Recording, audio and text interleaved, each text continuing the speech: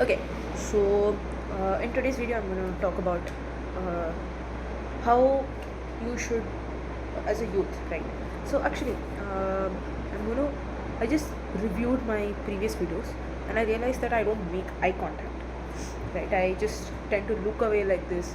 Or what happens is, since I'm processing my thought here, I don't have any script, nothing around me. What I tend to do is I tend to close my eyes and talk like this. So as a creator, as a creator myself, I thought it is good to make eye contact and talk so that it feels more personalized and like it's like I'm talking to you, right? Okay, so the main motto of this channel has always been, like for me at least, has been to motivate the youth, or people of my age group, specifically people who are in the age of like uh, 15, 16, 17, 18, 19 in their college, trying to figure out things, trying to learn about things, still the figuring out process, not like have attained enlightenment kind of thing.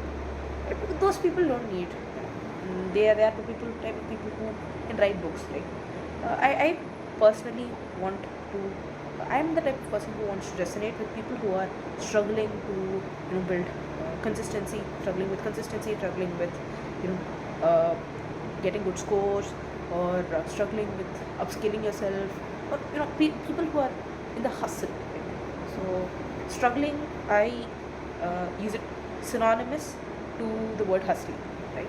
So you are struggling means you are hustling. So that's what I try to say. So okay, so that's the type of videos that I try to put in this channel.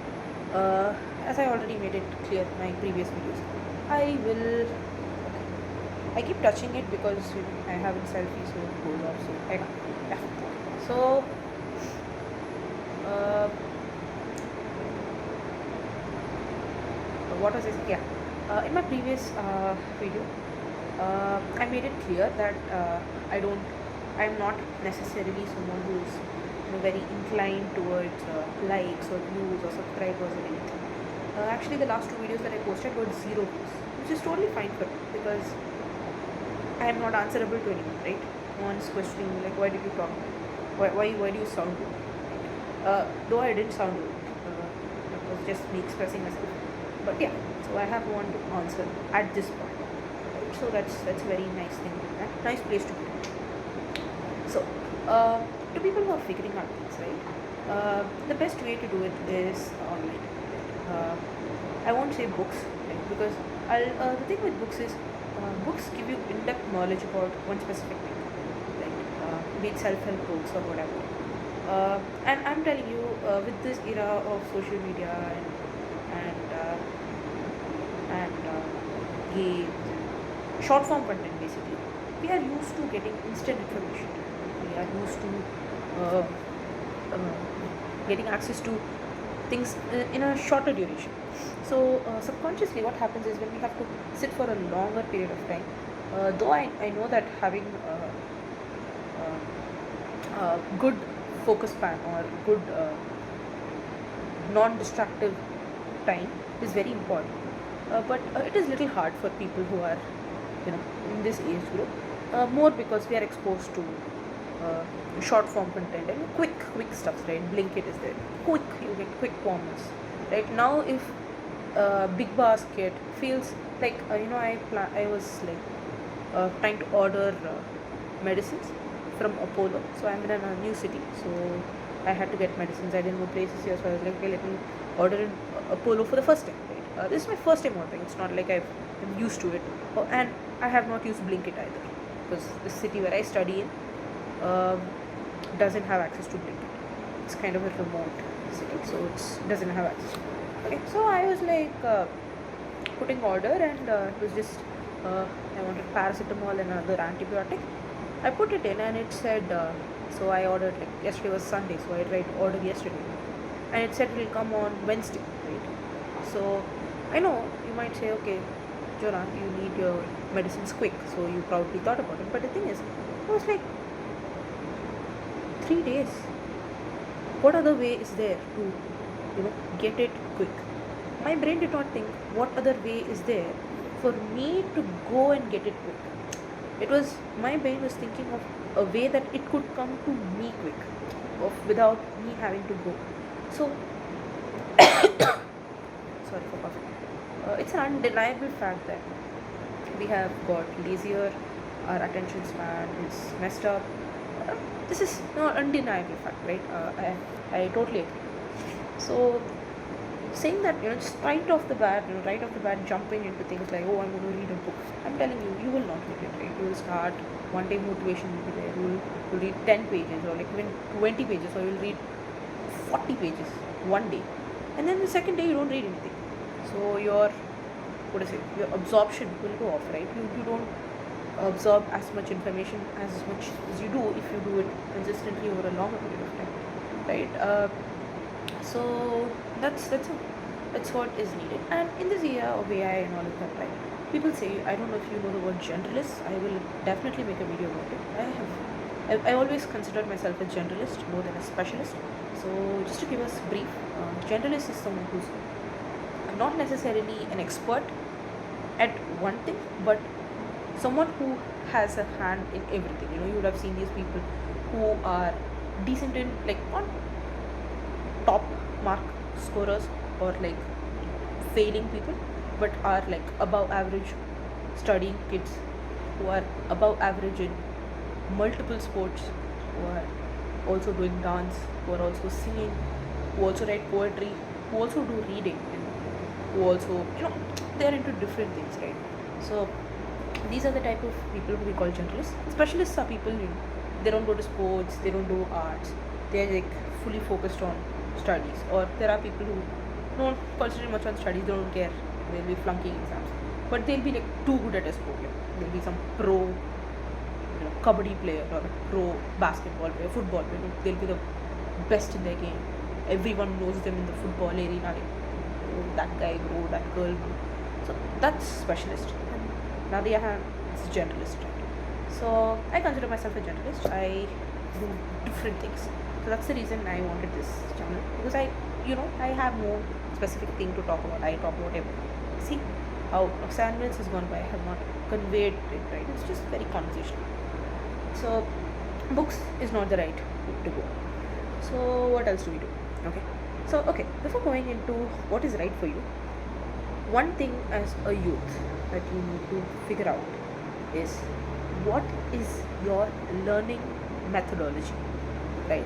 So I think by the time you go to college, or at least like 5 months or 6 months into college, you should figure it out. Okay, this is going to be the foundation of how you wish to learn, acquire knowledge, and put out knowledge. Okay, so it might sound complex, but I'll explain it to you in a very simple way. So let us say you are given a topic. Let's say you have no idea about what macroeconomics is. Okay, I want you to know or understand what macroeconomy is all about. Economy is all about. So I'm going to tell you, and I'm going to give you every resource. Let's say I give you a laptop, okay, and assuming you don't know about macroeconomy before, okay, I'm going to give you a laptop with an internet connection. How are you going to learn about macroeconomy is the way you learn about things. Like, what is the comfortable way? In which way do you perceive information in the quickest way possible, or in the best way possible? So for me, it is, okay, I'll first list down the types. So first is textual learners, like people who can read a piece of content and perceive information, right? This is the first type. And second type is oral, like, they listen to like written text and process information. And third is a type of people who can see pictures or diagrams or flow charts and understand things better. And fourth is, I would call it the hybrid, where it could be a combination of a variety of these things. Like, they will see a picture and they will listen to this, or People who put on audiobooks and follow through the lines. They perceive it quicker without English. So this is different, right? This is how you take in information into your brain. Now, how do you retain this information into your brain?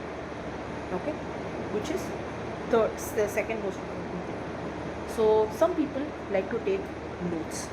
You would have seen some people take like book after book, proper, well written, different color, underlined, handwritten notes. This is one type of people. One of the people will take one sheet of paper, just jot down things. Right? This is another. Some people will have photographic. Some people have this habit of understanding it, then recording in audio. Right?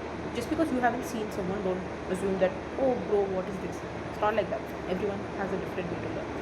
So I record it and put it in here and hear it again. Or what they do is, let's say, they see some, let's say you are a textual learner, right? You learn through text. So you have read 5 pages of a 5-page chapter about macroeconomics. And now what you'll do is you'll take a piece of paper and draw. Not write, but you will draw. You'll put a bubble, right? Macroeconomics, like a flow chart. This is one way. Audio is one way. So this is different ways. This is different ways you revisit your learning. Third way is, in which way do you best convey or deliver your knowledge? Okay. So let us say now after I give you 3 hours to learn about, 3 hours is a lot to learn about macroeconomics, but okay, 3 hours I give you to learn about macroeconomics, and now you have to teach to first standard students about macroeconomics, right? You have to teach them about it. So if you are given liberty to teach in any way possible, like you can write your notes and give your notes, or you can talk and deliver, you can draw and deliver, or you can do a combination of all. What is the best way you convey your information? So this macroeconomics thing is just an example, but and also remember that no one way is the best way. If you're someone who can read and grasp information, doesn't mean you're any superior or inferior than someone who can draw images. It is not. It is just people's different way to perceive information. This is very important. Okay, why I said this is important is what happens in college, not just college, any learning environment or any competitive environment where learning is involved, right? Is that I've seen it in college. So what happens is one of my friend, right? She has this habit of writing very beautiful notes, proper, she color pens and all of that. Even if it's 1 day before exam, 3 days before exam, 5 days before exam, she will sit and write. For me it will be like, bro, why are you wasting time in writing? Instead you can, put that time into learning the content itself, right? But she says, no, this is my way to go, right? So let us say I'm like, bro, see how much time she's putting into writing these things. If I get influenced by her doing it, what I will do is I will also take on board. I will also start writing and learning. Okay. There is a chance that this writing and learning might work for you. Like writing notes and learning might work for you. But there is also equally a chance that it might not work for you. Right? So what happens is, just because you copy someone, or just because you have this subconsciously like, oh, this is how people study, or this is how people do things, you tend to like get influenced by it and you go astray, right? So you will lose track of how you study. Okay, so that is very important when it comes to study.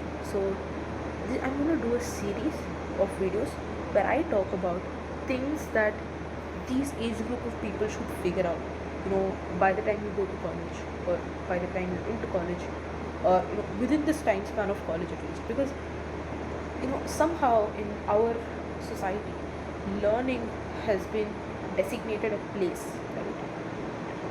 Which is, oh, if I say I'm learning. What are you doing? I'm learning. Oh, which school are you in? Not necessarily. See, learning doesn't happen only in educational institutions. It can happen anywhere, right? So let's say you're learning a hobby, right? Whatever, right? It depends on how you want to do it. So trying to figure this out is super important, right? So why did I come to this from the part of low attention span? So if you want to acquire any skill, right, uh, figure out whether, so you should have one thing in hand. One thing you should understand is your reality, right? Just because your parents went to libraries, your father might say, when we were young, we used to go to libraries, refer to reference books, foreign authors, and read things. Look at you all just putting in laptop and computer and getting stuff. The thing is, every generation had a unfair advantage, the so-called unfair advantage over the previous generation, right? Our parents could have had the access to tube lights or lights, maybe not led lights, but the normal tungsten bulbs. But our father's father might have not had access to even that, right? So every generation had an unfair advantage, and it is undeniable that our children or our next to next generation will have an unfair advantage. Then you can't complain it, or you can't say that it's any less than what your thing is all about. Excuse me. Okay. So now first part is understanding the reality. Okay, your attention span is lesser than that of your previous generation, and you get distracted easily, and your absorption potential has also somewhat reduced because you are crowded with so much information, right? Like, let's say I want to learn about macroeconomics. I Back in the days, there was not many ways to learn about it, if not for library or asking someone. Now you have someone to ask to. You can ask some online friend. You can join some Discord channel about economics and discuss about it. You can watch a podcast. You can watch any Tom, Dick and Harry can make a economics video, but they might not have any idea about economics. Like tomorrow I can make a video about economics and share it, and it might get recommended into your page, and you might watch it, and that might be your source of knowledge. So knowledge is like, I wouldn't say knowledge, I would say information is like very crowded for us. It's available in abundance. So what happens is we don't absorb information out of it. We tend to have a lot of noise, and subsequently we end up having more uh, unnecessary, or we don't have structured learning patterns with things. So have all this in one hand, and also on the other hand, understand your learning methodologies. One is how you learn something, how you revise something, and third is how you present something, right? Once you have understood these both, now is the deadly combination, right? Now let us say you understand better by reading, and you have understood that you can't sit and read a book. So what you're going to do is you are going to watch or read, you're going to read a blog, not a book, but a blog. A blog is going to take you 5 minutes of your time. Okay, some might even have bad attention span. You can't even concentrate for 5 minutes. That's also possible, right? So go for a blog, right? Your learning source can be a blog, right? I'm just giving you options for you to choose from, not that I'm choosing for you, but you have to choose for yourself, right? And let's say you are uh, you know you are someone who listens and learns, like me. I listen and learn. You like to listen and learn. Use some podcasts, right? There are some good podcasts, like, or nowadays podcasts are not in 3 hour length. They make it into episodes of the same podcast, part 1, part 2. So you have chunks of it, not a big video, but 30-minute clip, 40-minute clip. So you can sit and watch those, right? When you're walking, when you're going for cycling or whatever. So this is the second one. Now let's say you're a visual learner, right? You can make flowcharts, or you can refer to flowcharts, images. And now for visual learners, there is an amazing tool called the AI. AI has developed into making some, it can make some amazing visual tools. So what you can do is you can copy paste these blogs or podcasts that I said earlier, right? You can put them into, ChatGPT or Gemini or Nano Banana or Claude's image generation tools, and ask it to give a detailed prompt saying, "Hey bro, I'm a visual learner." Just say it. No? You think that prompt is a big thing? It is not. Okay, I am engineer myself, so if you want, I can teach you about engineering and stuff. I love it, so I'm going to teach you that as well. Okay, so give it a prompt saying, "Hey bro, I'm 19 years old. I don't have no prior knowledge about economics, but I have to learn about macroeconomics, and I'm a visual learner, so I learn best with visuals. So more specifically, I learn with flowcharts more than with very factual diagrams. So I want some flowcharts with some infographics." So for you to give specifics in the prompt, you should know about your own learning style. To learn about your own learning style, you need to experiment with things, and that's why I said take 6 months of your college time, but it takes time. But once you figure it out, it feels so good, because you're just cutting off the noise, right? You're not sitting and wasting time watching a podcast because one of your roommate is also watching podcast and learning about finance, right?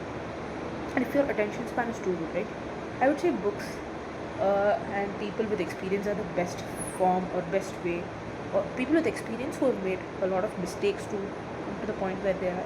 These are the like top two most best way to learn any topic at the highest level.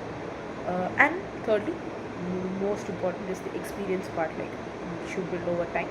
So experience is kept aside because yeah, of course you need time. Now you're young, so I'm addressing the younger generation. So assuming that if you want to have very good knowledge, books are the best form, right? If you have good attention span or something, you can go for it, but make baby steps instead of doing one thing at once and not doing anything after that. I would suggest that you do these baby steps, improve, and then later on pivot into reading one chapter. So let's say for a month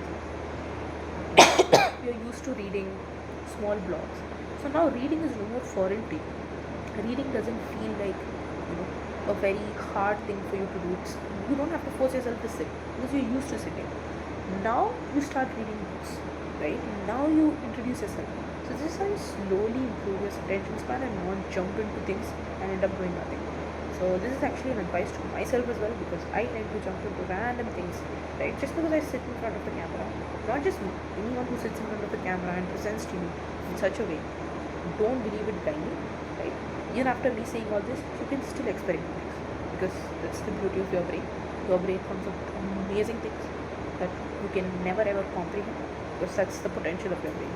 Sky and beyond sky is the limit, right? This fist-sized brain of yours, this is what is going to determine your future. Of course, God. There are different factors, but yeah, right. So think, do your things, experiment it. Right? The more you try and fail is how you learn things. So that's my first video on.